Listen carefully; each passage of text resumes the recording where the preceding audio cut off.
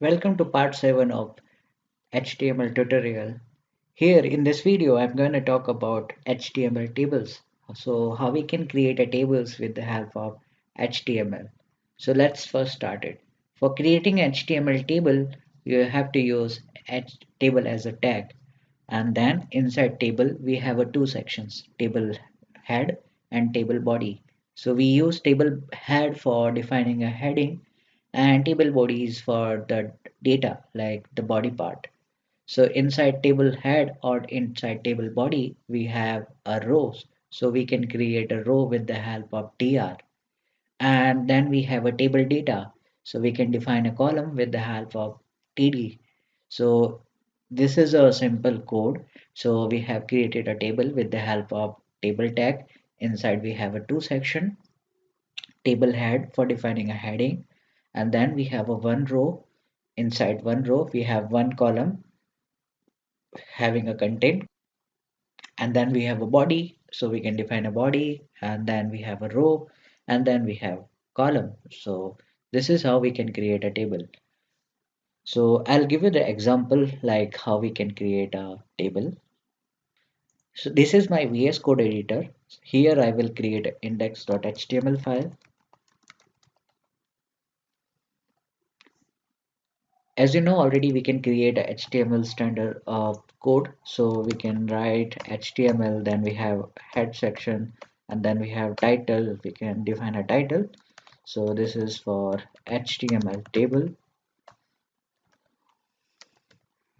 and then we have a body. So we can write a body tag. For creating a table, we have to use table as a tag. So we have a table tag. Inside we have two sections, table heading and table body. So we can define a table heading with the help of t head, and then we have a table body. So we use t body. So I want to create this type of table like having a one row. This is a table of heading, and then we have a three rows. This is three rows, one, two, and third row, and we have two column, name and age. So we can create this type of table. So we have like for heading we have one row, so we can create a row with the help of tr.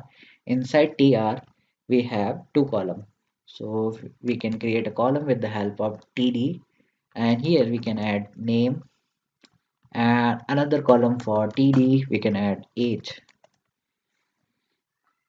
and then in the body we can pass the data. So we can pass the data with this one. So again we need to create a row for the one part, and in the first column we need to pass the age. So here maybe we can add student 1, and similarly for the another column for the age, so student 1 age is maybe 23, and you can create another row for another entry. So we have three rows, 2 and then 3, and I will change the age, so maybe 21.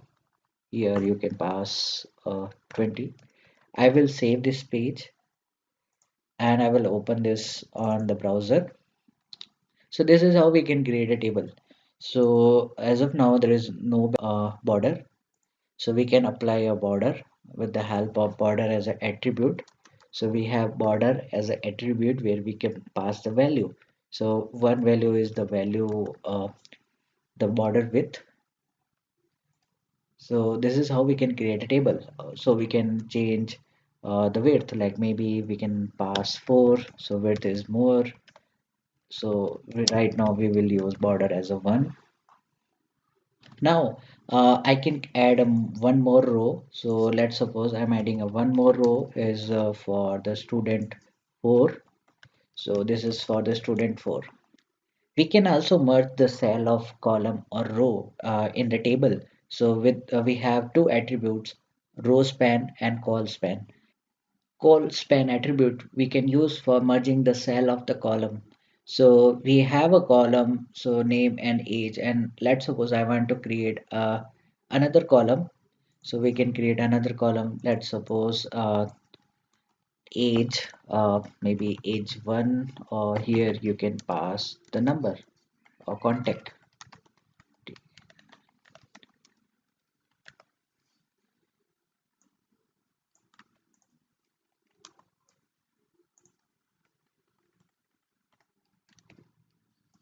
Here you can also pass the contact. Maybe here you can pass the contact number.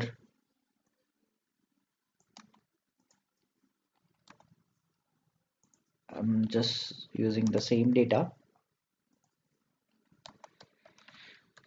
So we have contact and name and then age. So if I want to combine these two cell of the column, so we have to use col span as an attribute.